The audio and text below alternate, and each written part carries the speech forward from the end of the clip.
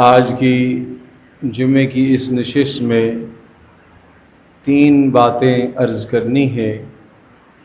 Number 1، قربانی کا وجوب، اور نمبر 2، قربانی کا نصاب، اور نمبر 3، قربانی کے مقاصد۔ یہ 3 باتیں آج کی اس نشست میں عرض کرنی ہیں، اس لیے کہ قربانی ایک مقدس اور ایک عظیم ترین عبادت ہے۔ اس عبادت کے مسائل سے آگاہی بھی ضروری ہے، اور اس کے احکام کا جاننا بھی ضروری ہے، اور وہ کوتاہیاں جن کوتاہیوں کی بنیاد پر یہ عبادت رسم بن جاتی ہے، رواج بن جاتی ہے، ان کوتاہیوں کا ادراک بھی ضروری ہے، تاکہ یہ قربانی جیسی مقدس عبادت ہو اور اس کے مقاصد حسنہ تک ہماری رسائی اور ہماری پہنچ ہو سکے، اور تاکہ اللہ جل جلالہ کے یہاں اس قربانی کے عمل سے ہمیں اللہ کا قرب اور اللہ تبارک تعالی کی خوشنودی اور اللہ کی رضا ہمیں نصیب ہو۔ قرآن مقدس کی ایک سورت مبارکہ، جو سورہ مبارکہ قرآن کریم کی سب سے مختصر ترین سورت ہے، سورۃ الکوثر۔ اس میں ارشاد فرمایا، فَصَلِّ لِرَبِّكَ وَانْحَرْ۔ صلی، آپ نماز پڑھیے، لربک، اپنے پروردگار کے لیے، اپنے پروردگار کی خاطر، اپنے رب کی رضا کی خاطر آپ نماز پڑھیے، وانحر، اور آپ قربانی کیجئے۔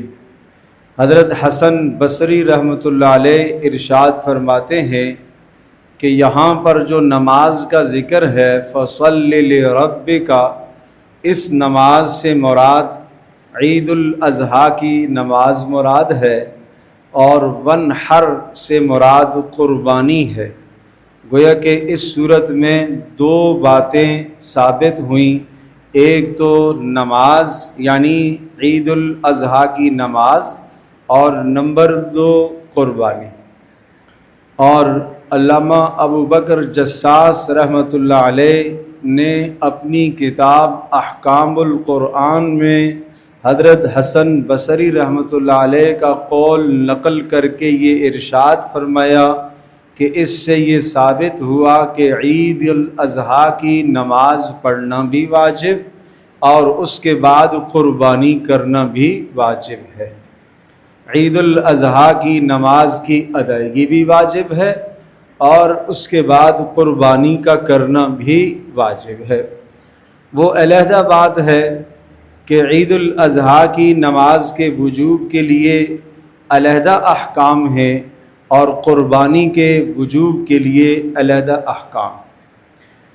تو اتنی بات تو ثابت ہو گئی کہ قربانی بھی اور عید الاضحیٰ کی نماز یہ دونوں کے دونوں کیا ہیں؟ واجب۔ تو پہلی بات تو یہ ثابت ہو گئی کہ قربانی واجب ہے۔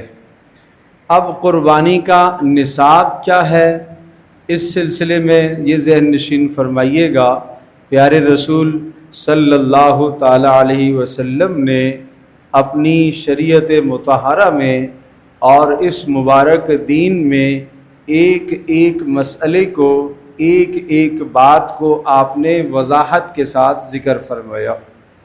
لہٰذا قربانی کا نصاب جس طرح سے زکوٰۃ کا ایک نصاب ہے، اسی طرح سے قربانی کا بھی نصاب ہے۔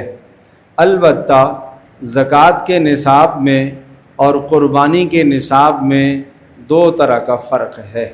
وہ فرق جاننا ضروری ہے تاکہ کسی قسم کی غلطی نہ لگے۔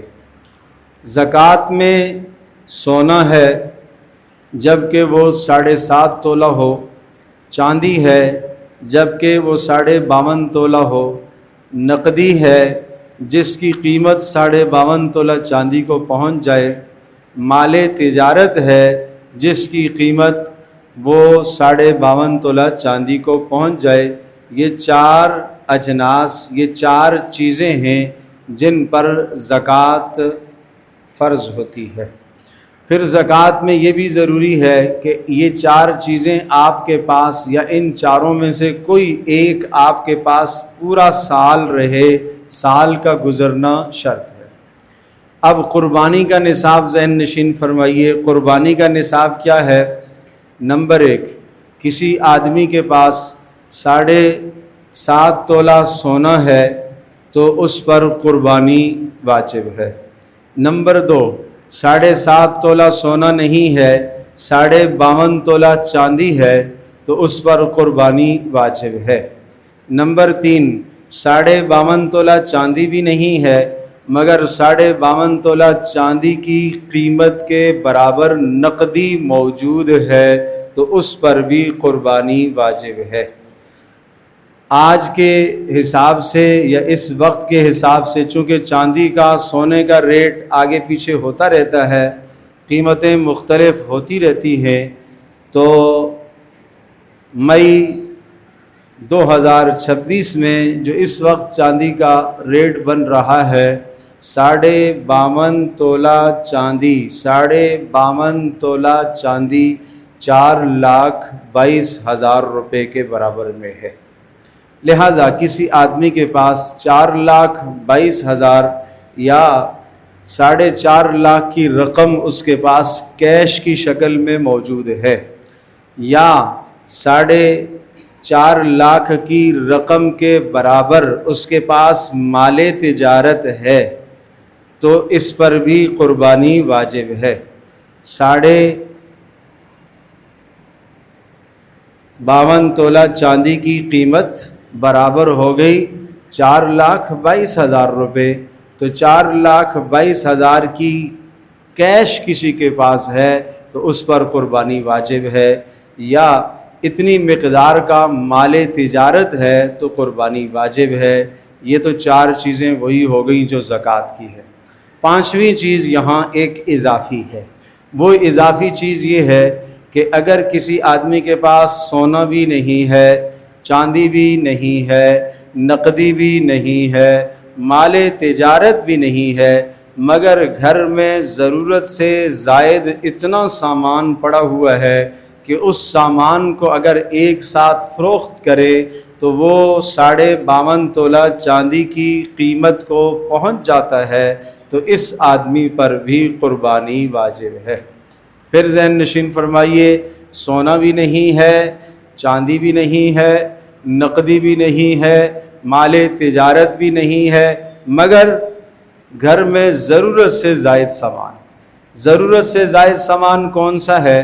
جو روز مرہ آپ کے استعمال میں نہیں آتا، جو سال ہاں سال پڑا رہتا ہے، استعمال میں نہیں آتا۔ وہ کپڑے جو ان سلے آپ کے گھر میں پڑے ہوئے ہیں، خواتین کے پاس ہوتے ہیں، استعمال میں نہیں آتے۔ ایسا فرنیچر جو بالکل استعمال میں نہیں آتا، اسی قسم کے جناب اور برتن جو بالکل استعمال میں نہیں آتے۔ ایسے ہی وہ سامان جو ابھی کسی لڑکی کے لیے خریدا گیا ہے اور ابھی اس کی شادی کو وقت باقی ہے، وہ سارا کا سارا سامان گھر میں پیک رکھا ہوا ہے، بند رکھا ہوا ہے، ابھی وہ اس لڑکی کے استعمال میں نہیں ہے۔ ان سب چیزوں کی قیمت اگر 52.5 تولہ چاندی یعنی 4,22,000 کے برابر میں پہنچ جائے تو یہ آدمی بھی صاحب نصاب ہو جائے گا، اس پر بھی قربانی واجب ہے۔ گو کہ سونا بھی نہیں ہے، چاندی بھی نہیں ہے، نقدی بھی نہیں ہے، مال تجارت بھی نہیں ہے، مگر گھر میں ضرورت سے زائد سامان ہے۔ ایک گاڑی آدمی کی اگر ضرورت ہے، اس کے علاوہ دوسری رکھی ہوئی ہے تو ضرورت سے زائد ہے۔ ایک مکان اس کی ضرورت ہے، اس کے علاوہ دوسرا مکان، یہ اس کی ضرورت سے زائد ہے۔ جو بھی چیز ضرورت سے زائد ہوگی اس کو شمار کیا جائے گا اگر ضرورت سے زائد چیز کی مالیت 52.5 تولہ چاندی کی قیمت کو پہنچ جاتی ہے تو اس آدمی پر قربانی واجب ہے۔ اور دوسرا فرق جو قربانی میں ہے وہ یہ ہے کہ زکوٰۃ میں سال کا گزرنا شرط ہوتا ہے، قربانی کے نصاب پر سال کا گزرنا شرط نہیں ہے۔ 10 ذی الحجہ صبح صادق سے لے کر 10 ذی الحجہ صبح صادق سے لے کر 12 ذی الحجہ کے غروب آفتاب تک اتنا مال اگر آدمی کے پاس موجود ہے جس سے 52.5 تولہ چاندی خریدی جا سکتی ہو، یا ضرورت سے زائد اتنا سامان گھر میں موجود ہے، اس کو فروخت کر کے 52.5 تولہ چاندی کے برابر میں وہ پہنچ جائے، کب سے کب تک؟ 10 ذی الحجہ کی صبح صادق سے لے کر 12 ذی الحجہ کی غروب آفتاب تک۔ 10 ذی الحجہ، 11 ذی الحجہ، 12 ذی الحجہ، یہ 3 ایام قربانی کے، ان 3 ایام میں اگر اس کے پاس اتنا مال ہے تو یہ صاحب نصاب ہے، اس پر قربانی واجب ہے۔ اب اگر یہ واجب قربانی نہیں ادا کرے گا تو یاد رکھیے گا کتنا بڑا گناہ کرتا ہے۔ رسول اکرم صلی اللہ تعالی علیہ وسلم نے ارشاد فرمایا، من کان لہ سعۃ، جس آدمی کے پاس یہ نصاب موجود ہو، جس نصاب پر قربانی واجب ہوتی ہے، اور فلم یضحی، اور وہ آدمی قربانی نہ کرے، فرمایا فلا یقربن مصلانا، وہ عید والے دن ہماری عیدگاہ میں نہ پھٹکے، ہماری عیدگاہ میں خبردار مت آئے۔ کوئی ضرورت نہیں ہے وہ ہماری عیدگاہوں میں آئے اور مسلمانوں کے ساتھ مل کر وہ نماز عید ادا کرے۔ کیوں؟ اس لیے کہ اللہ جل جلالہ کے دیے ہوئے مال میں سے قربانی کا حکم آیا، وہ قربانی کے حکم کو کیوں نہیں پورا کر رہا؟ شریعت کا جو حکم ہے بلا چروں چراں اس حکم کو تسلیم کر لینا چاہیے، بغیر عقل کے گھوڑے دوڑائے اس حکم کو تسلیم کر لینا چاہیے۔ سرے تسلیم خم، اے اللہ تیرا حکم، اس حکم کے لیے میں اپنا سب کچھ قربان کرنے کے لیے، سب کچھ لٹانے کے لیے تیار ہوں۔ آپ جانتے ہیں کہ قربانی حضرت ابراہیم علیہ السلام کی یادگار ہے، اور قربانی ابراہیم علیہ السلام کے بیٹے اسماعیل علیہ السلام کا نعم البدل ہے۔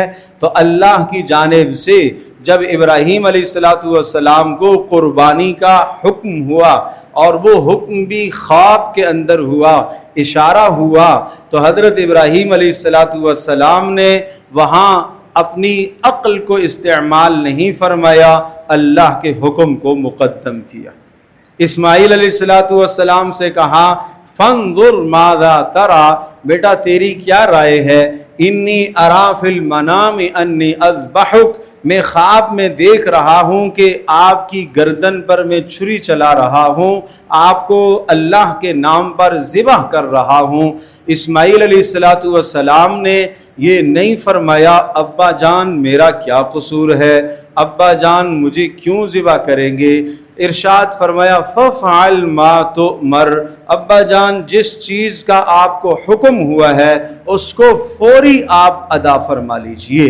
انہیں پتہ تھا چھری چلنے کا نام موت ہے، چھری چلنے سے تکلیف ہے، چھری چلنے سے درد ہے، خون نے بہنا ہے، جان چلی جانی ہے، مگر جان دی کس نے؟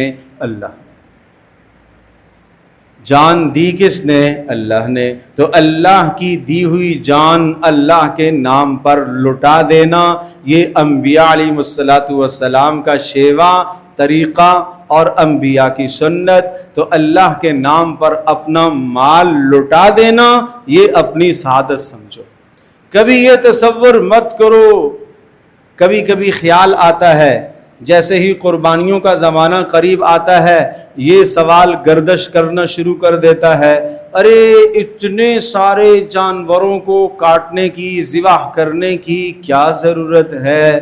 یہ مال پیسہ اگر کسی جگہ پر لگا دیا جاتا کوئی ہسپتال بنا دیا جاتا، کوئی ایمبولینس چلا دی جاتی، اور اگر اس مال کے ذریعے سے کسی غریب کی ضرورت کو پورا کر لیا جاتا، اور اس مال کے ذریعے سے کسی یتیم لڑکی کی شادی کرا دی جاتی، اور اسی طرح سے کسی کو مدد کے طور پر دے دیا جاتا، یاد رکھیے گا یہ سوال غلط ہے، یہ سوال بیکار ہے، یہ سوال اسلام کی روح سے، اسلام کی حقیقت سے، قربانی کی حقیقت اور روح سے ناواقفیت کی بنیاد پر پیدا ہوتا ہے۔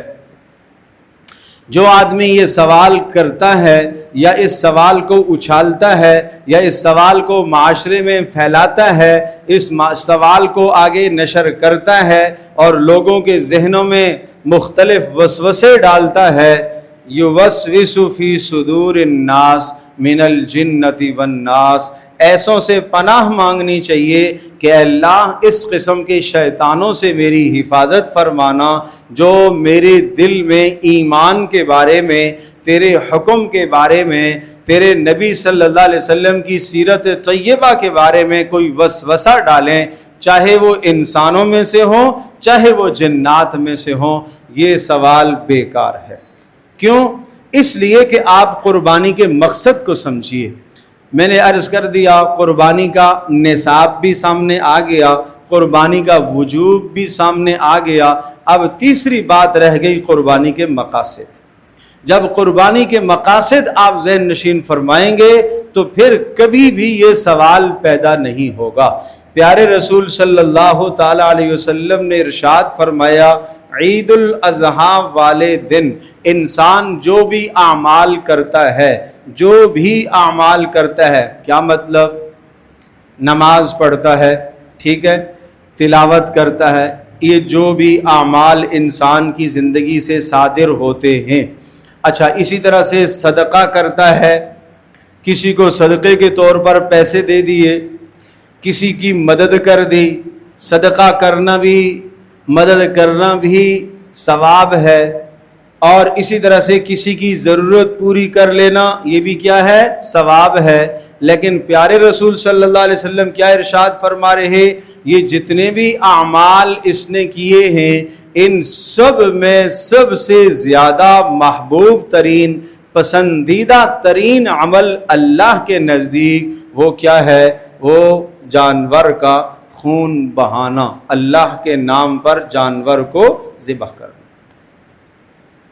اب اس کی مثال، ایک آدمی کے پاس پیسے ہیں، مثال کے طور پر قربانی کے پیسے بھی ہیں، استطاعت قربانی کرنے کی بھی ہے، اور ان 3 دنوں میں جی چاہ رہا ہے کہ فلاں کی ضرورت پوری کر دوں، اور فلاں کی شادی ہو رہی ہے، اور ایک یتیم بیٹی کی شادی ہو رہی ہے، اب میرے پاس رقم ہے 2 لاکھ روپے، اب میں کیا کروں کہ 2 لاکھ کی قربانی 2 جانور لاکھ کے میں لے لوں، یا 1 لاکھ کی قربانی کر لوں اور 1 لاکھ میں مدد کر دوں کسی ضرورت مند کے ساتھ؟ پیارے رسول صلی اللہ علیہ وسلم کی منشا یہ ہے کہ آپ دونوں لاکھ قربانی پر خرچ کریں۔ آپ دونوں اس وقت کا محبوب عمل یہ ہے۔ ہاں 10 ذی الحجہ، 11 ذی الحجہ، 12 ذی الحجہ کے ایام گزر گئے اور اس کے بعد آپ کے پاس رقم آ رہی ہے تو ٹھیک ہے، اچھی بات ہے، اب آپ اس رقم کو لگائیے، کسی حاجت مند کی ضرورت کو پورا کیجئے، کسی ضرورت مند کی ضرورت کو پورا کیجئے، بڑا ثواب ہے۔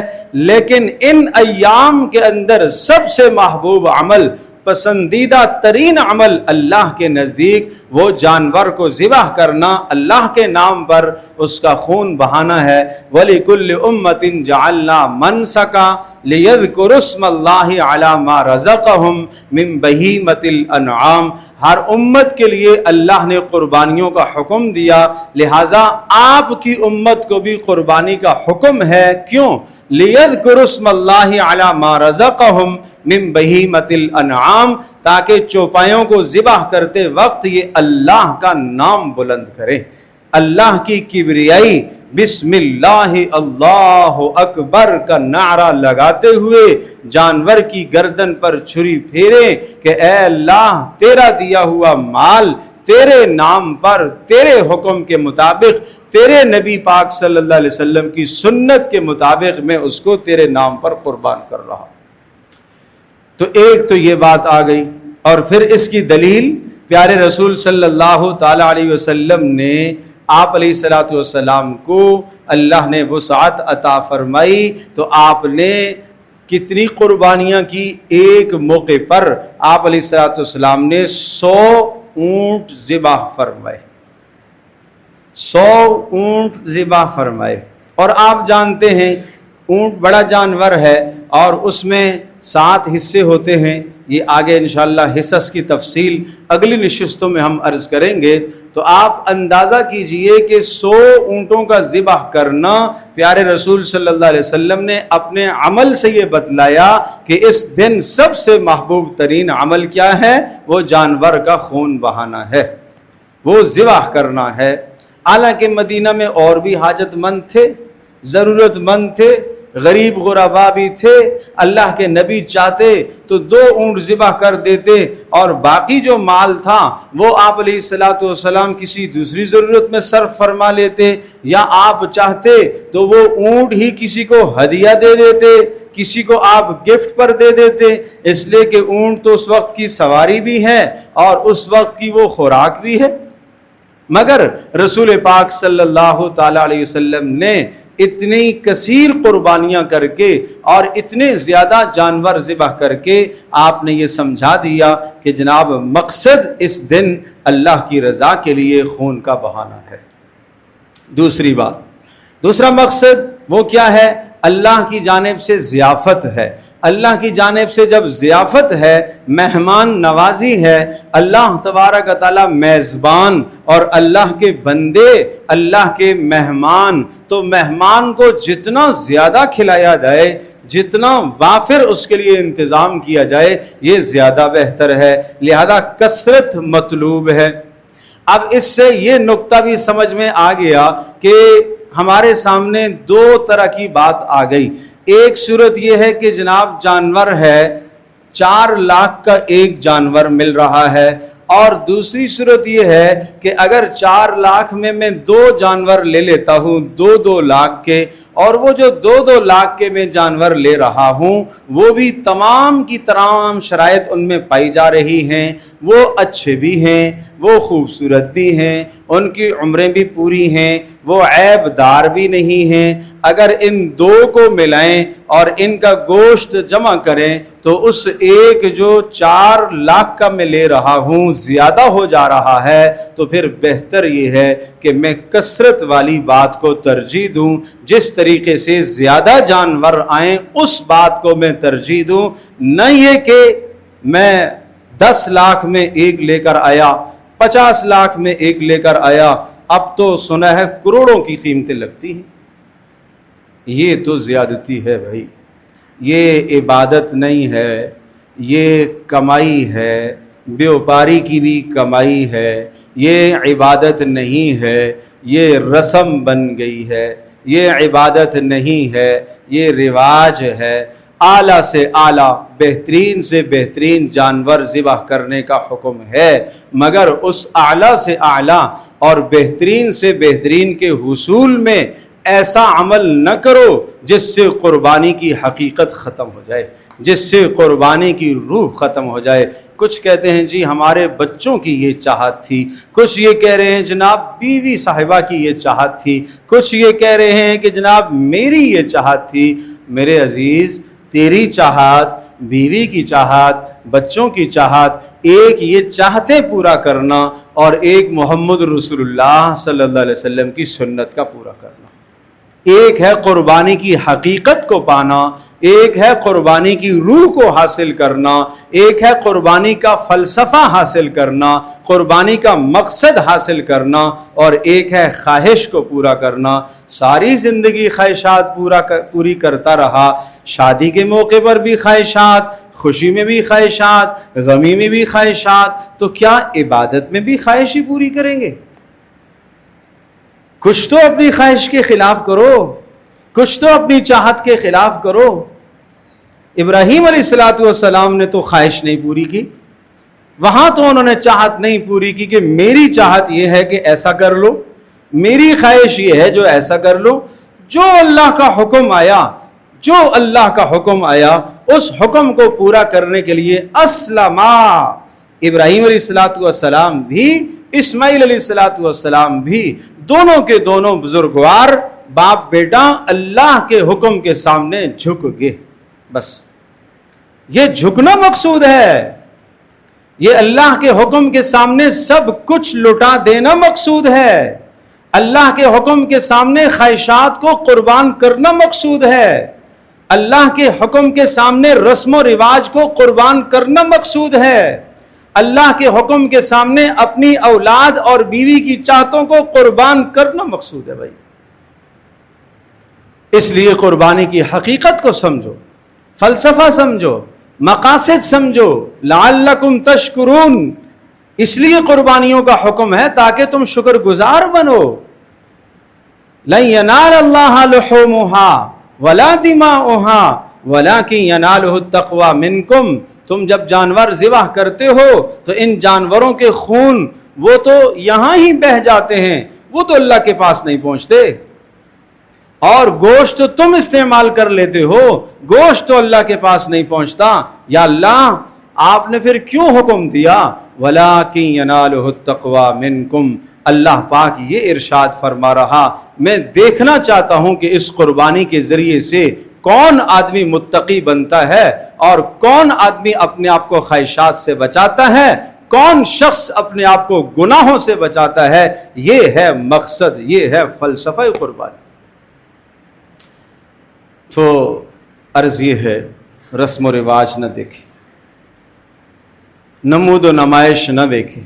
پڑوس میں جانور آیا اتنا قداور اور اتنا بڑا تو ہم کوئی کمزور ہے، ہم اس سے بڑا لائیں گے. فلاں نے یوں لیا، بھائی نے یوں لیا تو میں کوئی کم ہوں، میں اس سے بڑا لے کے آؤں گا. یہ کیا ظلم ہے، یہ کیا زیادتیاں ہیں. یہ اللہ کے یہاں جواب دہ نہیں ہونا. اللہ تبارک تعالیٰ اس عمل کو دیکھ نہیں رہا، وہ نیتوں کو نہیں جانتا. وہ علیم بذات الصدور، وہ دلوں کے خیالات اور وسوسوں کو بھی جانتا ہے، دل میں پیدا ہونے والے جذبات سے بھی وہ آگاہ ہے. کس جذبے سے قربانی کر رہے ہو.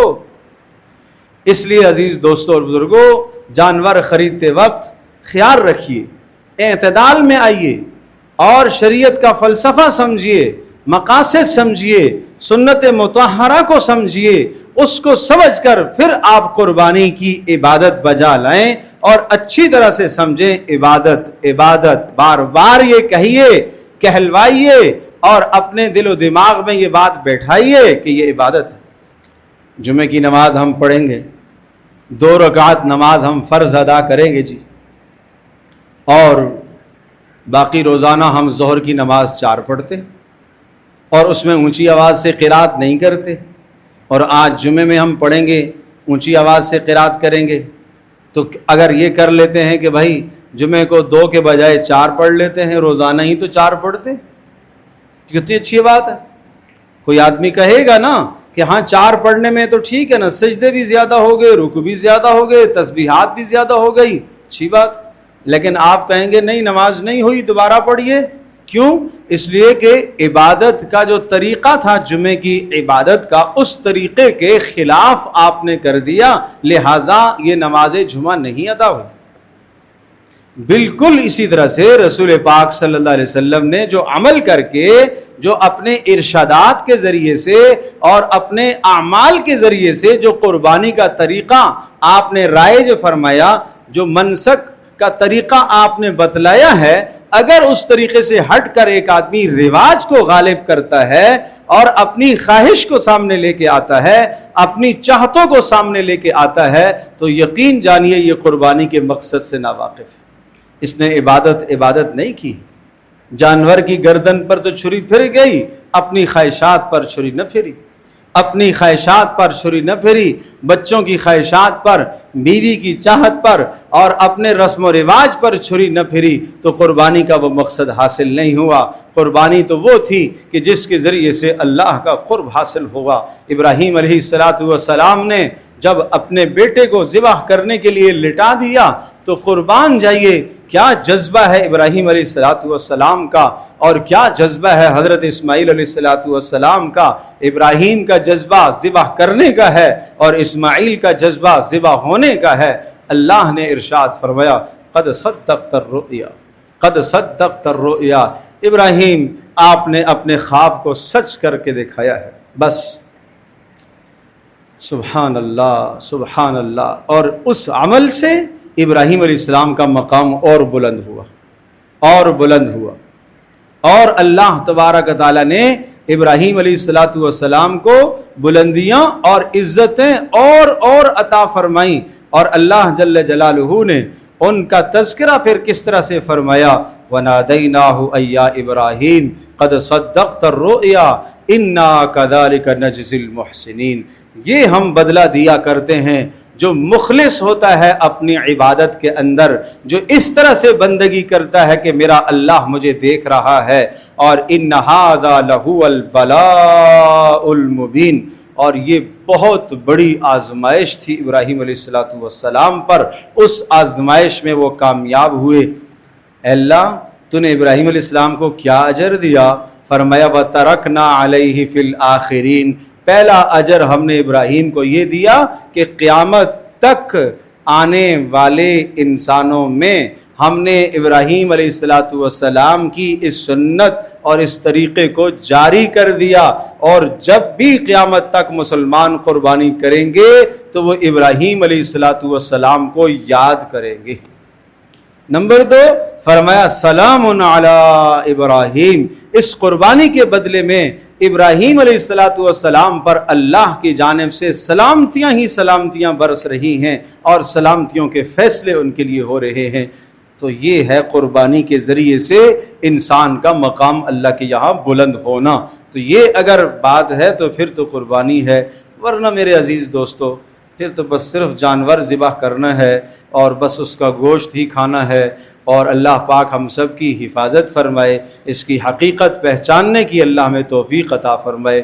تو اعتدال میں بڑے بہت مہنگے جانوروں کو خریدنے کے بجائے بہتر یہ ہے کہ 2 لے لیں، 3 لے لیں، 4 لے لیں، اور وہ زیادہ سے زیادہ خون بہا جائے گا تو زیادہ افضل، زیادہ لوگوں کو گوشت پہنچے گا تو وہ افضل بات، اور زیادہ سے زیادہ اس جانور کے جسم پر جو بال ہوں گے نا، ہر بال کے بدلے میں آپ کو نیکی ملے گی، تو وہ کثرت ہو جائے تو زیادہ بہتر ہے۔ اللہ پاک عمل کی توفیق عطا فرمائے۔